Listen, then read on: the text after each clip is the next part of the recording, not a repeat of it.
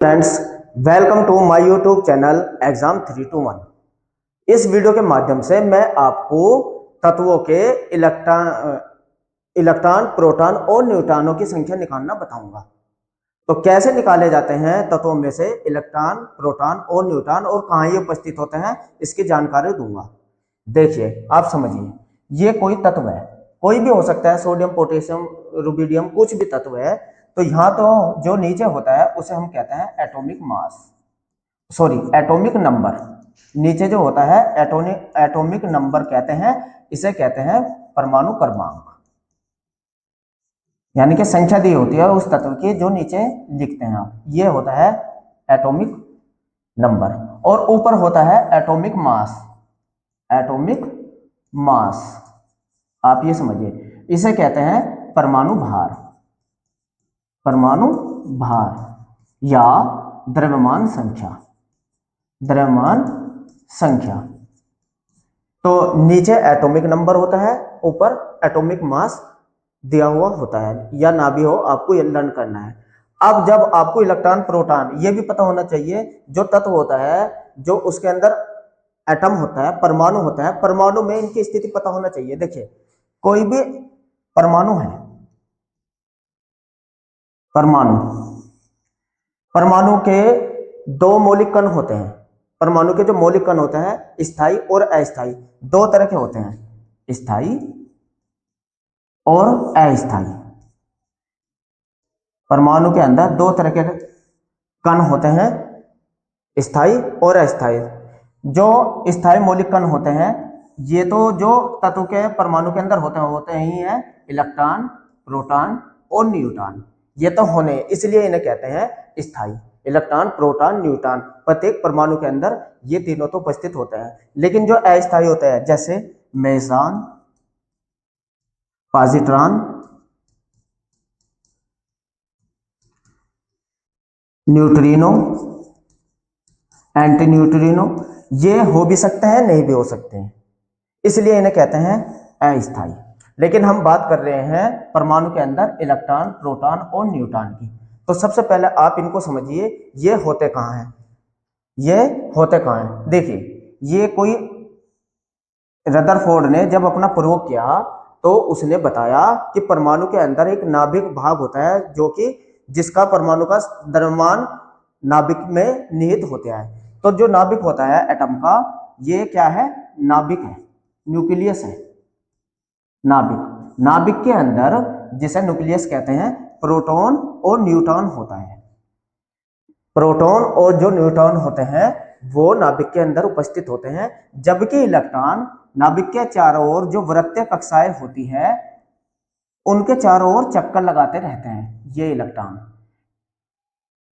अनेक कक्षाएं होती है, सभी कक्षाओं में इलेक्ट्रॉन नहीं होते। इलेक्ट्रॉन कुछ ही कक्षाओं में उपस्थित होते हैं, और उन कक्षाओं को क्रम से हम के, एल, एम, एन आदि अक्षरों के नाम से जाने जाते हैं। इलेक्ट्रॉन नाभिक के चारों ओर वृत्तीय कक्षाओं में चक्कर लगाते रहते हैं, ये इलेक्ट्रॉन होते हैं।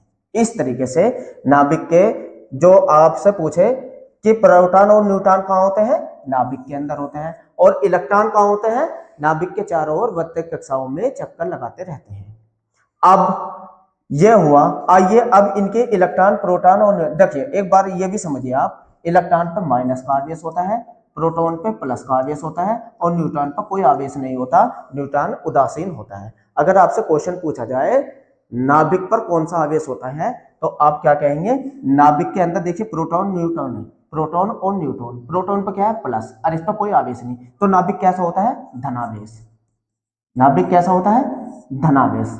और अगर आपसे पूछा जाए पूरे परमाणु का कि परमाणु पर कौन सा आवेश होता है, तो परमाणु पर कोई आवेश नहीं होता, वो विद्युत उदासीन होता है। क्यों होता है, क्योंकि जितने प्रोटॉन होते हैं उतने ही इलेक्ट्रॉन होते हैं।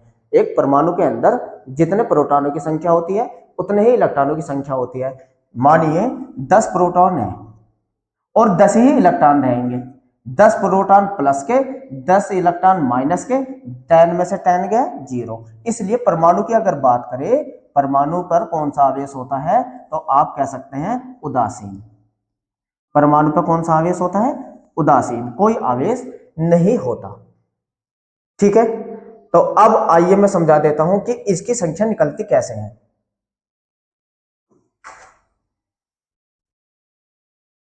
चलिए अब आप देखिए कि इनकी संख्या आप निकालते कैसे हैं।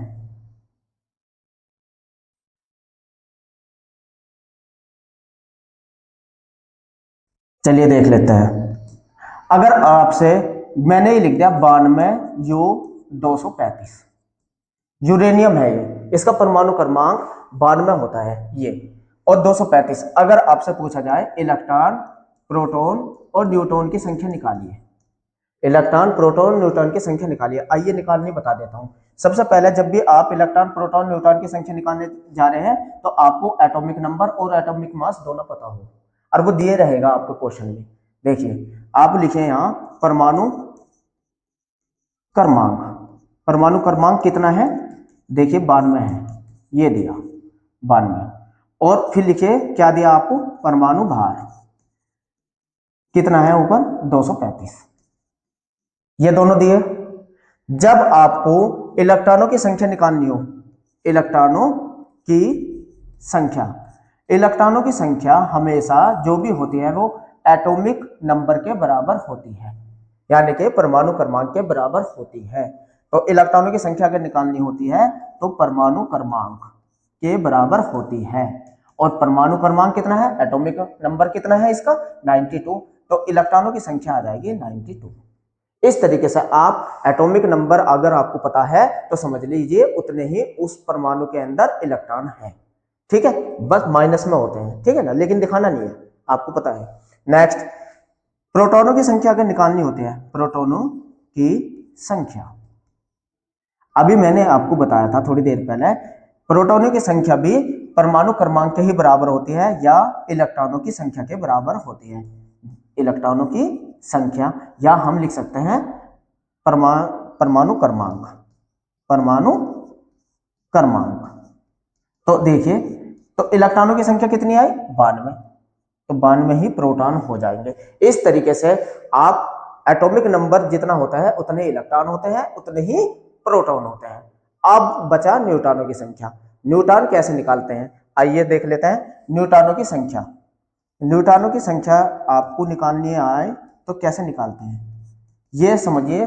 जो इतना भी एटॉमिक मास होता है, यानी कि परमाणु भार जो होता है, उसमें से एटॉमिक नंबर घटा दीजिए तो न्यूट्रॉनों की संख्या आ जाएगी, यानी कि परमाणु भार में से जब आप सब्ट्रैक्ट कर देंगे परमाणु क्रमांक, परमाणु क्रमांक, तो आ जाएगी न्यूट्रॉनों की संख्या। देखिए परमाणु भार कितना है इसमें 235, और इसमें से सब्ट्रैक्ट करिए 92, तो कितना बचा, देखिए 5 में से 2 गए 3, और यहाँ 13 में से 9 गए 4, और यहाँ बचा 1, 143, ये आ जाएगा किसकी संख्या, न्यूट्रॉन की संख्या। तो आपने सीख लिया इसमें कि इलेक्ट्रॉन प्रोटॉन न्यूट्रॉन की संख्या कैसे निकाली जाती है। आइए क्वेश्चन के द्वारा और समझा देते हैं। देखिए अगर आपसे पूछा जाए, इसका संरचना भी बना के दिखाऊंगा, 13Al 27, तो इसमें इलेक्ट्रॉन प्रोटॉन इलेक्ट्रॉन की संख्या निकालनी है, साथ ही संरचना के द्वारा दिखाना भी है।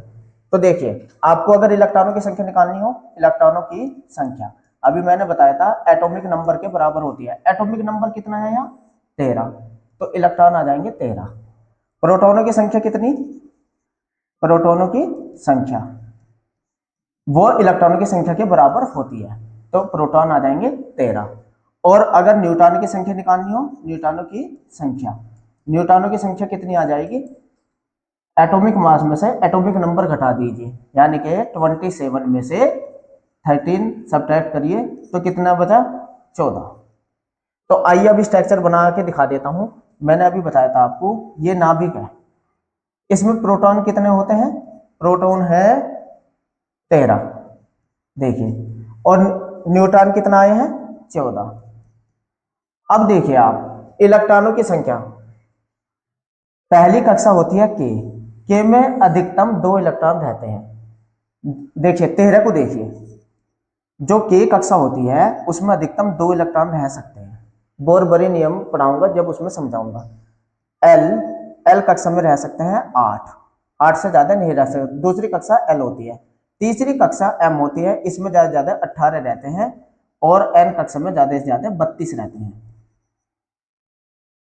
32। तो आइए, मुझे कितने इलेक्ट्रॉनों की संख्या पता है? 13। तो 13 क्या है? पहली कक्षा में 2, दूसरे में 8, 8 और 2 10 और 3 13।